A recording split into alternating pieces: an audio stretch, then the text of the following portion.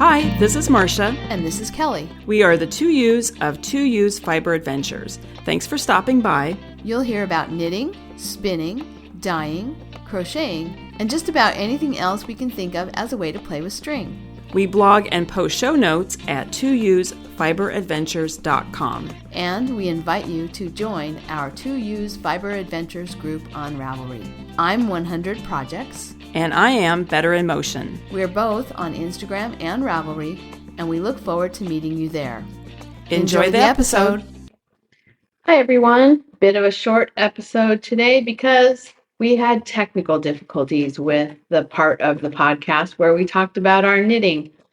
Unfortunately, this is just the initial chit chat of our podcast, and then we had to take a little break, and the second half of our recording doesn't seem to be there. So you're getting just the chit chat today, none of the knitting content. Sorry. Marsha's in New York on her way to Rhinebeck, and I can't really ask her to hunt for the file or rework it. So if you enjoy the chit chat, then welcome, and otherwise, wait for our next episode.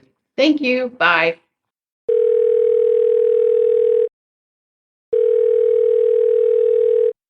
Hi, Kelly. Hey, Marsha. I feel like I just saw you. I know. Well, you did. Actually, just saw me. So, in case people don't know, this past weekend, we were in Walla Walla, Washington for I'm not going to say the number, our college reunion. No, I'll say the number. It was my 40th. Okay, Yeah. So I'm saying it's my 40th. It was technically my 41st because I graduated a year before you. But you guys drove up from California, and I just drove over from Seattle, and we met in Walla Walla, stayed at a lovely hotel. And Kelly, I had a fantastic time. It was super fun. I did too. Yeah, it was great. The whole trip was fantastic. The drive up there for us was really fun. We didn't do that drive, 50 times while we were in college. Mm-hmm. Once I was up there for the year, especially in my junior and senior years, I was up there, for the whole year. Mm-hmm. But it was a drive that we remembered, and I don't know, we just, a lot of memories on the way up. We took 2 days to drive up. Mm-hmm. And then when we got there, I don't know, I was obsessed with taking pictures of all of the windows for all of the places that I had lived. Yes. To visit and take a picture of each window that was my window back in the day. Yeah. So that was pretty fun. It was really fun to visit all of the dormitories that you had lived in, that I had lived in, or that we lived in together. Where else did we go? We went. The little house where I lived on Poplar. Oh yeah, the little house. Yeah, few blocks or just a few houses down from where our sort of a hotel house made into a hotel was, mm-hmm. and then you lived kind of on a different street, but the back of your house kind of backed up to the house. So I was the front of my house was facing. It was like on a one house in from the corner. So my house faced a different street, but then right behind my house was your little house. Yeah, and so that was fun. It was just Kirkman really House. Fun. We went to Kirkman House where you lived for your senior year in Kirkman mm-hmm. House, and that was really fun because they have really done a lot of work restoring it.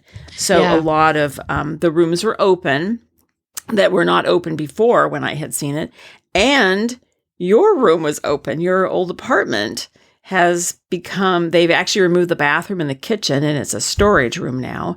But we were able to walk through that, and that was actually kind of fun, and talk about the old lady who lived across the hallway from you, and trying to remember how it was all configured. So it was really fun. Yeah, and my brain was tired trying to remember all that stuff. Yes. We were exhausted. I was thinking that I remembered a lot, But then as we'd get talking about something, it'd be like, oh, wait, I remember this other thing. And by the time we went to bed at night each day, I told Robert, my brain is just so tired from digging memories out. Mm-hmm. Yeah, trying to, dredge, sending our librarian to the card catalog from 40 years ago to find out what room we were in, and what was the name of, and then even so that was super fun visiting our old haunts.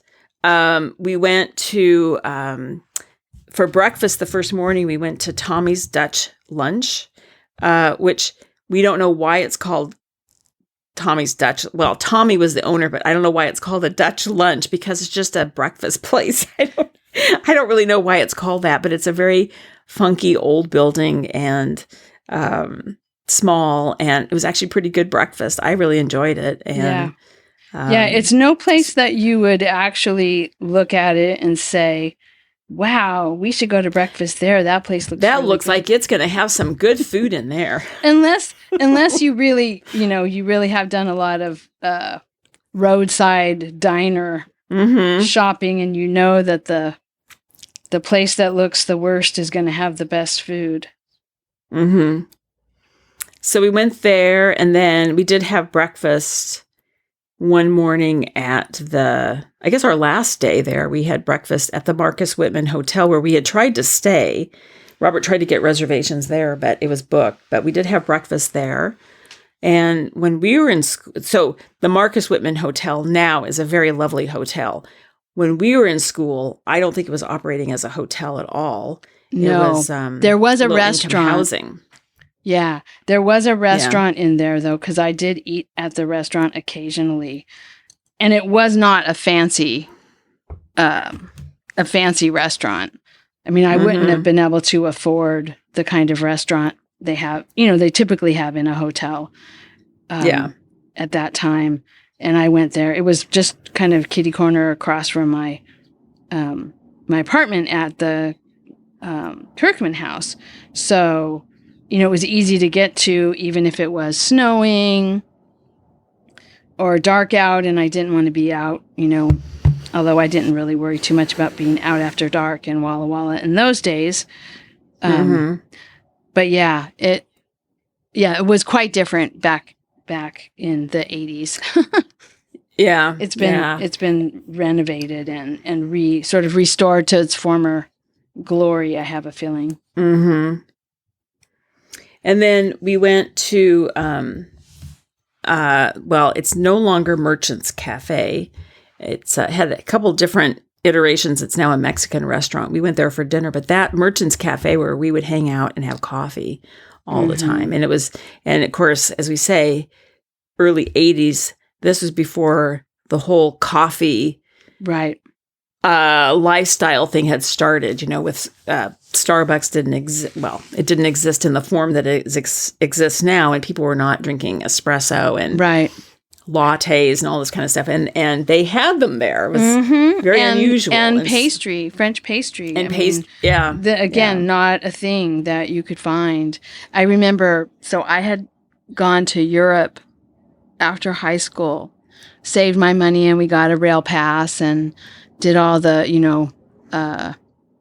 youth hostels and stuff, backpack and all that. And I had discovered, this is my first experience with that type of pastry, and also, espresso and latte or cafe au lait or whatever.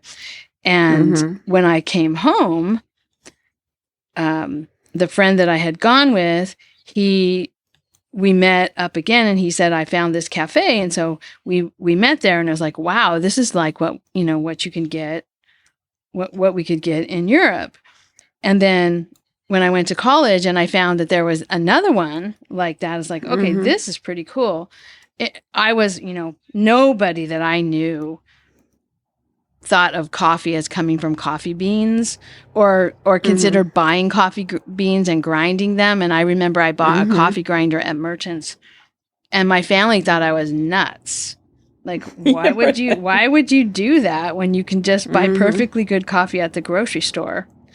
So so yeah, that was fun to be there. We didn't, we sat outside, which it was really nice weather.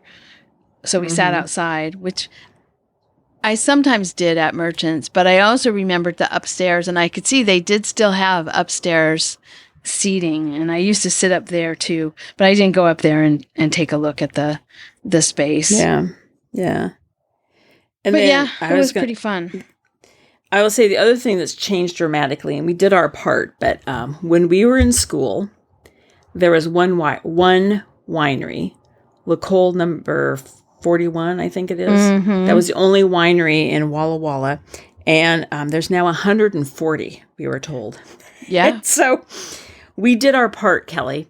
We went to, we went to 3 tasting rooms. And then one of our reunion events was at a winery. So technically we went to 4 that's wineries. Right. 4, yeah. So we only have 136 more to go to. But I don't know that I can do it. Just saying. No, well, I'll tell you this. I think this was a really good thing. I don't know if it was you or Robert, but at the first winery we went to, we asked the guy what he would recommend as our next Oh, yes. stop. I had all the little cards from the hotel. Yeah, we had the cards from the hotel. Yeah. And okay, yeah, you gave them to him and said, okay, which of these would you recommend that we go next? And so he picked out a few and said, here's where you should go. And so then when we went to the second one, which is a very interesting winery whose profits go to healthcare for vineyard workers. And it's all their wine is made with donated grapes, donated production, donated winemakers. Yeah, sometimes it's donate part of it's part of a vintage that the whole thing gets, like already bottled gets donated. Sometimes it's just the grapes that get donated. But anyway, that was our second stop. We had a really fun conversation with the woman there. And so then we did the same thing with her. And we said, okay, so here's the places where we've got, get a free tasting or get 20% off or whatever. What would you recommend of all of these? And so she was like, oh, no, not there. No, not there. Oh, go to this one. And so it was fun because we just kept getting recommendations everywhere we went. And so it narrowed it down. It helped to narrow it down for us. But it was also just kind of fun because they kind of knew each other. Yeah. And they were just as fun as each other, right? It was like they didn't send us to a winery that was kind of stuffy and or a tasting room that was kind of stuffy and they sent us to another place that was similar to where they worked with kind of a similar atmosphere and nice people. So pouring. I've forgotten the name of the first winery we went to. You know what? I have too. But the second one, I'll look it up. But the second one we went to is called Vital, and that was the one that had everything was donated, and the proceeds went to the vineyard workers. But and then she sent us over to Mark Ryan, and I have to say that was really funny because the woman who was doing the pouring, we were the only people in there, and she was pouring. I think the tasting menu was 6 wines, I think. But every time she saw Robert's empty glass, she would say, I can't stand an empty glass. So she'd bring something else out for him to taste. Yes. So, I was tasting and pouring out because they bring the little bucket to pour out. But even tasting and pouring out 3 wineries or 3 tasting rooms is a lot. And so I was like, we have to get to a restaurant now. So that's why we staggered across the street to the Mexican place that's now in the old merchant space. Yeah. Because we hadn't had anything since, we had a very late breakfast, but we hadn't had anything since breakfast. And it was really fun. Oh, it was super fun. It was so nice just talking to her and sitting on that, because Mark Ryan's right on the main street, so you could watch people go by. It was pretty fun. Yeah. Well, and let's just mention the other thing we did on Sunday before we left was the pop-up for Pearl to Walla Walla. And so we headed over there after breakfast, and they had a $5 yarn sale for some of their yarns. They're clearing out the things that they used to have in their shop that weren't their own dyed yarns. And so we picked up a few. We picked up a few nice things. I got some prizes to use at a later date. And then they also had their own dyed yarn. She said most of these are, what did she say, midlife mom? What we did during our midlife mom period. And so it's their older colorways. So they had those there at the pop-up shop. And then you got some yarn. Well, you'll talk about it in your projects for your sweater. And I got some, I got yarn for projects and a sock yarn that I couldn't resist, which is one of their newer colorways called Coconut Tree. So yeah, we had a great time. It was really fun to sort of stand around and talk. They weren't very busy. And so, we had a lot of time to kind of stand around and talk. And I was going to say, nobody's seriously moving to Walla Walla. None of us in this podcast are moving to Walla Walla, but Robert did take us to an open house. Oh, yes. Look at a house. We went to Sunday. An open house. Yes. Yeah. That was fun. And then we should just say something about the actual reunion. The day we arrived that evening was a cocktail party at the president's house. So we met the Sarah Bolton, who's the current president of Whitman College. And that was really fun. And so that was Thursday. And then Friday, didn't we have a happy hour at a brewery out by the airport? And then we went to dinner. Oh, it was downtown off of Main Street. They have a Heritage Park, which is a new park they've created. And they had a band and food trucks. Oh, right. The outdoor party. And that was all classes.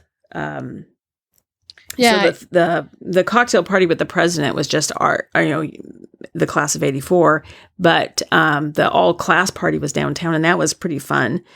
And then that was Friday, and then Saturday, we had the Oktoberfest lunch on the lawn outside the dining hall, and had brats and these little pretzel knobs that had this cheese whiz on or something. Pretzel and cheese, and they were cheese sauce.